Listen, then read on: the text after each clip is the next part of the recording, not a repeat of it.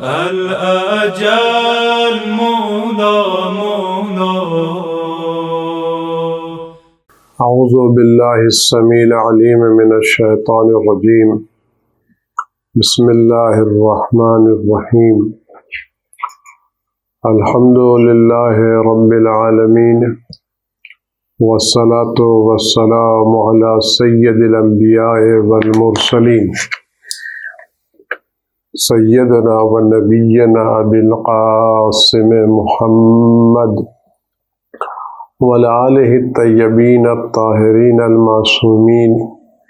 سیما علی بقیت اللہ فی العالمین واللعنۃ الدائمۃ الباقیۃ علی اعدائہم وقتلتہم وغاصب حقوقہم اجمعین. اعوذ باللہ السمیع العلیم من الشیطان الرجیم. بسم اللہ الرحمن الرحیم. اللہم کن ولیک الحجۃ ابن الحسن صلواتک علیہ وعلی آبائہ فی هذه الساعة وفی کل ساعة ولیا وحافظا وقائدا وناصرا ودلیلا وعینا حتی تسکنہ ارضک طوعا وتمتعہ فیہا طویلا.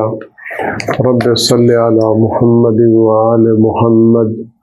وعجل فرجهم ولنا أعداءهم أجمعين بحق محمد وآلہ الطیبین الطاہرین المعصومین. عزیزان گرامی، گفتگو تھی قرآن کریم کے بارے میں. قرآن کریم اللہ کی کتاب ہے اور حضرت رسول خدا صلی اللہ علیہ وآلہ وسلم کا فرمان ہے کہ قرآن کریم کو دنیا کے سارے کلام پر، ساری باتوں پر، ساری کتابوں پر، سارے مضامین پر وہی فضیلت حاصل ہے جو خدا بند عالم کو مخلوق پر ہے. یعنی جس طرح سے خدا بند عالم کی عظمت، بزرگی، بڑائی، حیمنت قابل تصور نہیں ہے، اور کسی بھی انسان کے بس میں نہیں کہ خدا بند عالم کی عظمتوں کا تصور کر سکے، اس کی بڑائی کو ناپ سکے، اس کی بڑائی کا تذکرہ کر سکے. اسی طرح سے کسی کے بس میں نہیں قرآن کریم کی عظمتوں کا احاطہ کر سکے اور قرآن کریم کی عظمتوں کو بیان کر سکے. قرآن کریم اللہ کا کلام ہے، اور وہ کلام ہے جو خدا بند عالم نے بعنوان معجزہ نازل کیا ہے. یہ کلام الہی 1400 برس گزرنے کے بعد بھی آج ویسے ہی تر و تازہ ہے، وہی تاثیر رکھتا ہے، وہی اثر رکھتا ہے جو کل رکھتا تھا. اس کے خوبی میں، خوبصورتی میں، اثر میں، تاثیر میں، تراوٹ میں، تازگی میں ذرہ برابر کوئی کمی نہیں. اگر کچھ کمی ہے تو ہمارے وجود میں، اگر کچھ چیزیں ہیں تو ہمارے وجود میں. جس طرح سے ایک بہت ہی عمدہ صاف ستھرا پانی جو اپنی پاکیزگی کے اعتبار سے، نزاکت کے اعتبار سے، صفائی کے اعتبار سے، تاثیر کے اعتبار سے بہترین، عمدہ، ہائیجینک ہو، لیکن اس کو کسی آلودہ گلاس میں ڈال دیا جائے اور اس کی تاثیر متاثر ہو، تو یہ تاثیر کا متاثر ہونا پانی کی بنا پر نہیں ہے بلکہ گلاس کی آلودگی کی بنا پر ہے. اسی طرح سے اگر قرآن کریم کی اس وقت تاثیر کچھ کم نظر آئے تو اس میں قرآن کریم کی کوتاہی نہیں ہے. کوتاہی ہمارے نفسوں کی ہے، ہمارے دلوں کی ہے، ہمارے آلودہ دلوں کی ہے، ہمارے گناہوں کے آلود دل، دنیا کی محبت میں ملوث دل. ان چیزوں نے قرآن کی تاثیر کو ہم نے قرآن کی تاثیر میں رکاوٹیں ایجاد کی ہیں. قرآن کریم کی طرف سے کوئی رکاوٹ ایجاد نہیں ہوئی ہے.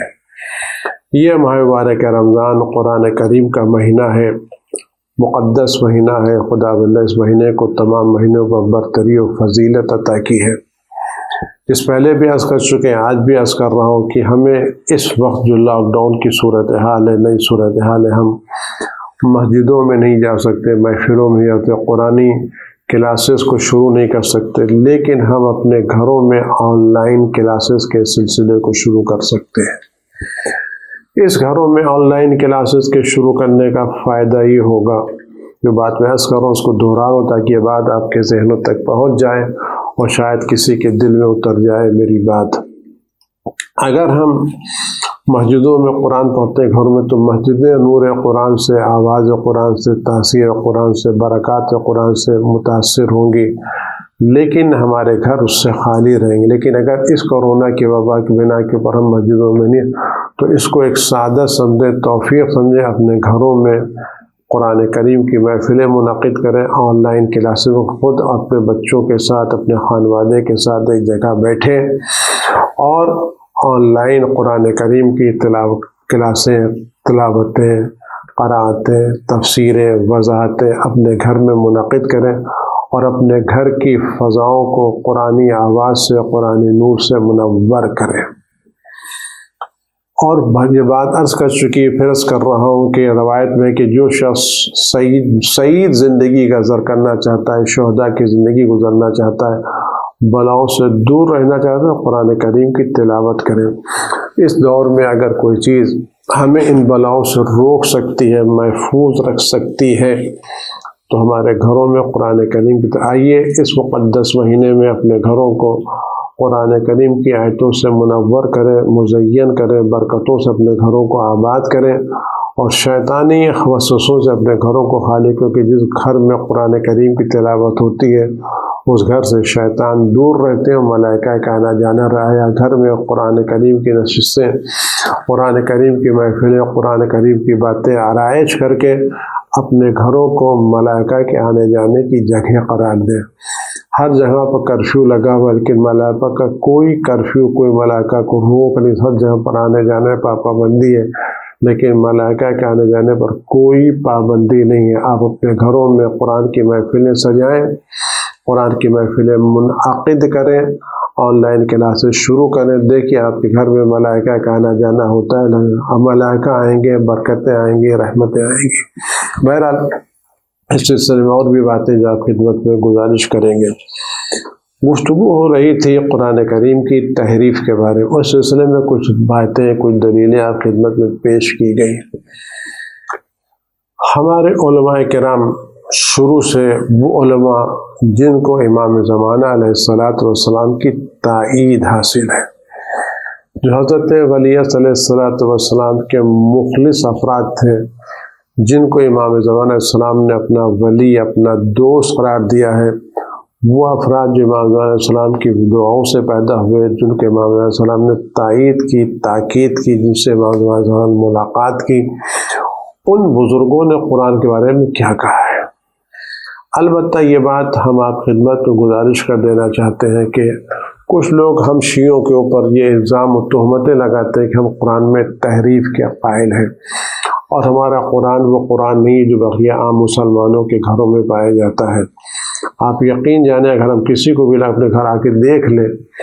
ہمارے گھروں میں آ کر کے کوئی بھی کسی وقت بھی آ کر کے دیکھ لے، بلانے کی ضرورت نہیں کہ بتا کر کے آئے، وقت لے کر کے، کسی وقت بھی کوئی آدمی ہمارے گھروں میں آئے اور دیکھے آئے، ہمارے گھروں میں جو قرآن پایا جاتا ہے وہ بقیہ مسلمانوں کے قرآن سے ایک ذرہ بھی فرق رکھتا ہی نہیں رکھتا۔ آپ گھر میں آ کر کے دیکھ لیں، کسی بھی شیعہ کا گھر، دنیا میں کسی بھی شیعہ کا گھر کسی وقت بھی کوئی آدمی جا کر کے دیکھ لے اور پوچھے تو جا کے مجھے قرآن چاہیے، قرآن لا کے دیکھے دے، آیا یہ قرآن جو دیکھے گا اس قرآن سے ایک حرف بھی، ایک حرف کی بات، ایک اعراب، ایک نقطہ، ایک حرکت بھی بقیہ دوسرے قرآنوں سے مختلف نہیں ملے گی۔ وہی قرآن ہے، لیکن ظاہر سی بات ہے کہ آج تہمتوں کا بازار گھر میں پر لگائی جاتی ہیں تہمتیں، اور بقول بزرگ مراجع کرام کے آیت اللہ بشیر نجفی کے، خدا ان کو سلامت رکھے، تو انہوں عطا کرے کہ ہم 1400 برس سے حدیث غدیر کی سند ثابت کر رہے ہیں، لیکن لوگ قبول نہیں کر رہے ہیں۔ تو یہ الگ مسئلہ ہے، قبول نہ کرنا ایک الگ مسئلہ ہے، وہ قبول نہیں کریں گے، لیکن بہرحال حقیقت یہ کہ ہم شیعہ حضرات کسی بھی صورت میں قرآن کریم کے تحریف کے قائل نہیں ہیں، اور ہمارے بزرگ مرتبہ علماء بھی تحریف کے قائل ہیں۔ اگر ایک آدھ دو کا کوئی تذکرہ ہوتا تو ہر جگہ ایک آدھ دو ہوتے ہیں، اگر ان ایک آدھ دو کی بات کی تو کوئی بھی مذہب ایک آدھ دو سے خالی نہیں ہے، اور اگر ان ایک آدھ دو کی باتوں کو معیار قرار دیا، دنیا میں کسی بھی مذہب کی کوئی بات معتبر قرار نہیں پائے گی۔ ہم نہیں، کسی بھی آپ مذہب میں چلے جائیں، کسی بھی مذہب کی بات دیکھیں، ان کے بزرگان معتبر علماء کو چھوڑ کر ایک دو کی بات کریں تو ہر جگہ آپ کو کچھ چیزیں مل جائیں گی، لیکن ان ایک دو کی باتوں کو معیار قرار نہیں دیا جا سکتا۔ معیار ان بزرگوں کی باتوں کو قرار دیا جا سکتا ہے جو معتبر اعتماد ہیں، جن پر شیعت کی بنیاد ہے، وہ شیعت کے فرق کر رہے ہیں۔ میں آخر چند علماء کا تذکرہ کروں گا اختصار کے بعد، جو بات مجھے پیش کرنا ہے پھر میں پیش کروں گا۔ جناب شیخ صدوق علیہ رحمت والرضوان، یہ صدوق یعنی سچے غیر، انہوں نے فرمایا، اپنے کتاب میں لکھا ہے، اعتقادات میں لکھا ہے کہ اعتقادنا ان القرآن الذي انزله الله على نبيه صلی اللہ علیہ وسلم وهو ما بین الدفتین، ہمارا عقیدہ ہے کہ یہ وہ قرآن جو خدا بند عالم حضرت محمد مصطفیٰ صلی اللہ علیہ وسلم پر نازل کیا، یہ وہی قرآن ہے جو اس وقت جو دفتیوں کے درمیان موجود ہے۔ یہ جو قرآن جو بسم اللہ کی شروع ہوتا ہے والناس کے سین پر ختم ہوتا ہے، یہی وہ قرآن ہے جو خدا بند عالم نے پیغمبر اکرم صلی اللہ علیہ وآلہ وسلم پر نازل فرمایا تھا۔ وہ مَعِدِ الناس، یہ وہی جو لوگوں کا ہے، لیس بأکثر من ذالک، اس سے زیادہ نہیں ہے۔ اور یہی وہ سورہ ہے کہ جس کے اندر 114 سورے ہیں، اور یہ سورہ پھر باقاعدہ اس کی وضاحت فرمائی ہے اس کے اندر۔ اس کے ومن نسب الینا انا نقول انه اکثر من ذلك فهو کاذب، جو اس بات کی نسبت ہے ہماری طرف کہ ہم اس کے علاوہ کسی قرآن کے قائل ہیں تو وہ جھوٹا ہے۔ جناب شیخ صدوق علیہ رحمہ وہ ہے کہ جن سے امام زمانہ علیہ السلام کی ملاقات ہوئی ہے اور جن کے امام علیہ السلام کی تائید حاصل ہے۔ اس کے بعد ان کے شاگرد جناب شیخ مفید علیہ رحمہ، جن کے نام امام زمانہ علیہ السلام کی کئی توقیات یعنی کئی خطوط امام زمانہ علیہ السلام نے جناب شیخ مفید کے پاس لکھے، ان کو اخ الصدید کا اپنے بھائی برادر کے نام سے، ولی دوست کے نام سے ان کو یاد کیا ہے۔ بہت بڑا درجہ جناب شیخ مفید کا، ان کے قد ان کے انتقال پر امام علیہ السلام نے مرثیہ کا ہے، کوئی معمولی بات نہیں، بہت عظیم شخصیت ہے۔ اس کا فرماتا ہے کہ فرماتے ہیں کہ ان لم ينقص من کلمۃ ولا من آیۃ ولا من سورۃ، کہتے ہیں کہ اس جو قرآن ہمارے پاس، اس میں ایک کلمہ، ایک آیت، ایک سورہ بھی حذف نہیں کیا گیا ہے۔ جو ہے وہ یہی ہے جو اس فتمہ پر قرآن موجود ہے، یہ وہی قرآن جس میں ایک حرف، ایک سورہ، ایک آیت بھی محو نہیں کی گئی ہے۔ ان ھذا القول، اور وہ شخص جو یہ کہے کہ قرآن کریم میں کمی واقع ہوئی ہے، یہ وہ حقائق سے دور ہے، بات حقیقت سے اس کی دور ہے۔ اس کے بعد جناب سید مرتضیٰ علیہ رحمت والرضوان ہے، ان کا فرمان ان علم بصحت نقل کو، قرآن کا علم بالبلدان، یعنی قرآن کریم جو موجودہ قرآن اس کے صحیح اور تحریفات سے محفوظ ہونے کا علم، ویسے آپ کسی شہر کا علم، جیسے آپ کسی شہر کے وجود پر یقین رکھتے ہیں کہ بمبئی موجود ہے، دہلی موجود ہے، لندن موجود ہے، واشنگٹن موجود ہے، دوسری دنیا موجود ہے، جس طرح سے آپ کو ان شہروں کے وجود کا یقین ہے، اسی طرح سے آپ کو، اسی طرح سے ہمیں قرآن کریم کے موجود ہونے کا یقین ہے۔ اس قرآن کریم میں ذرہ برابر تحریف نہیں ہوئی ہے۔ اس کے بعد اگر آپ غور کریں، جناب ان کے شاگرد جناب شیخ ابو جعفر طوسی، شیخ طوسی جنہوں نے حوض علم نجف کی بنیاد رکھی، اور آج 1000 سال سے ان کے قائم کردہ حوض علمیہ دنیا میں شیعت کا معیار بنا ہے، شیعت کی آبرو بنی ہے، جس نے شیعت کو پوری دنیا میں پھیلایا ہے، عام کیا ہے۔ جناب شیخ طوسی الرحمۃ اللہ بزرگان ہیں، خدا بند عالم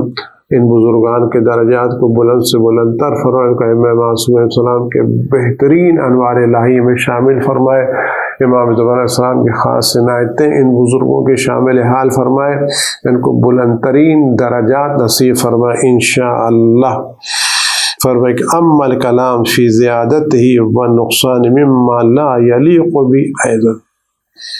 قرآن کریم کے بارے میں یہ کہنا کہ اس میں کچھ زیادتی یا کمی ہوئی کسی طرح سے مناسب نہیں ہے،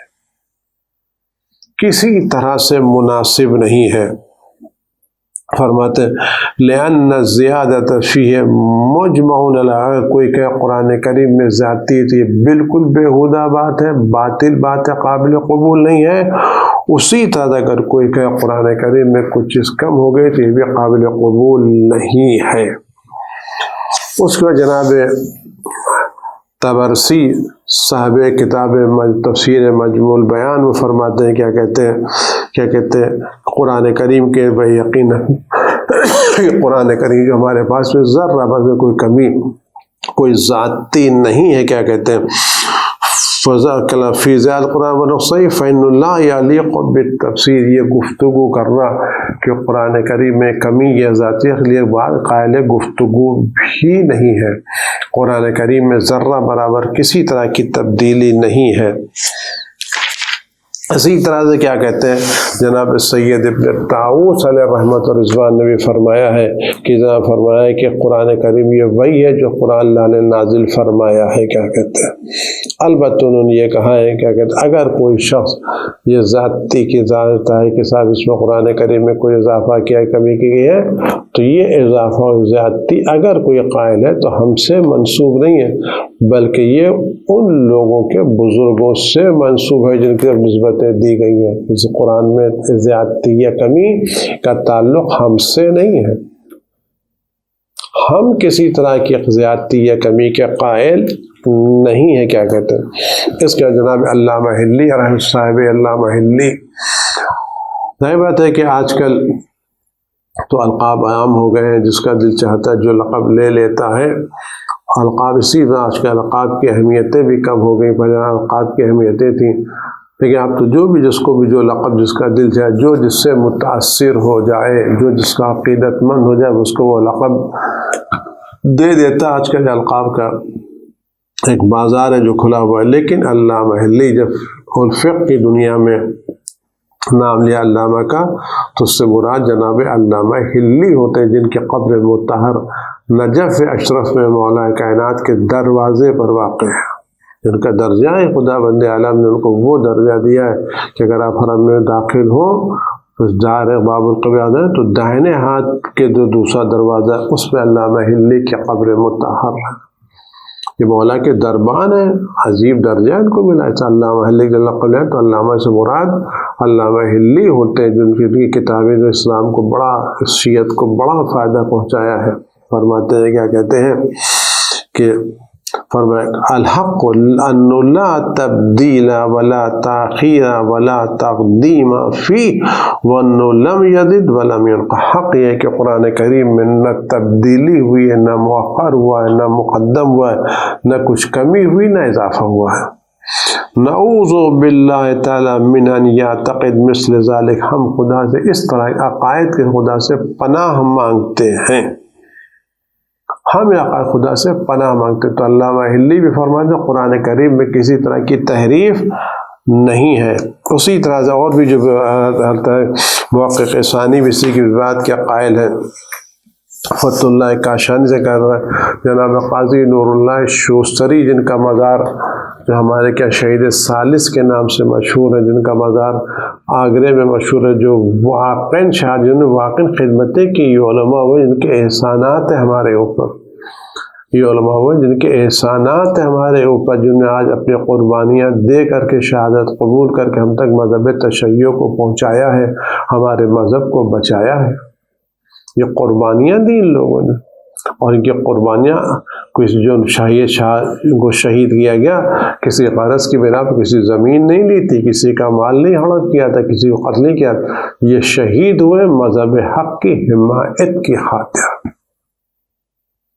علماء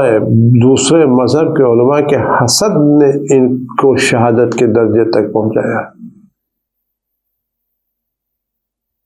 خدا محفوظ رکھے ہم سب کو حسد سے۔ فرماتے ہیں کیا کہتے ہیں،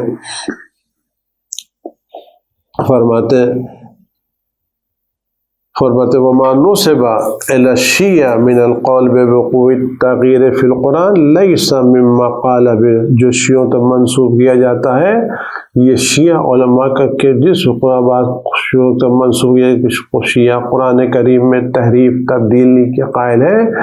یہ وہ بات ہے جس کو علماء شیعہ تسلیم نہیں کرتے، یہ وہ نسبت ہے جو علماء شیعہ کی طرف نہیں دی جا سکتی۔ اسی اور بھی بہت سے لوگ ہیں، اگر میں کہا تو ان سب کا نام لینا شروع پرانے جناب شیخ حر عاملی صاحب کتاب وسائل الشیعہ، جناب علامہ مجلسی علیہ رحمت والرضوان، جناب کیا کہتے ہیں محمد صاحب بحر العلوم، جناب محمد طباطبائی، شیخ اکبر شیخ جعفر جو کچھ کاشف الغطاء کے نام سے مشہور ہے، اور اس کے بعد جو کہ موجودہ کا دنیا میں لے کر کے آئے، اس کتاب لے کر کے آئے یہاں کے اوپر جو موجودہ جتنے مراجع ہیں، کیا آغا بزرگ تہرانی، آغا میلانی، صاحب تفسیر صاحب علامہ طباطبائی، آیت اللہ رضوان، آغا روح اللہ موسوی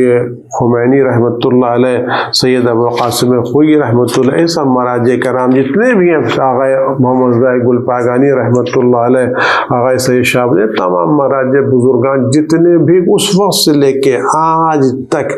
کوئی ایسا عالم دین نہیں گزرا ہے جس نے قرآن کریم میں کی تحریف کا انکار نہ، جتنے بھی بڑے بڑے علماء گزرے ہیں ان سارے علماء نے اس بات پر اتفاق کیا کہ قرآن کریم جو ہمارے زمانے میں ہے یہی قرآن کریم رسول خدا صلی اللہ علیہ وسلم پر نازل کیا گیا تھا،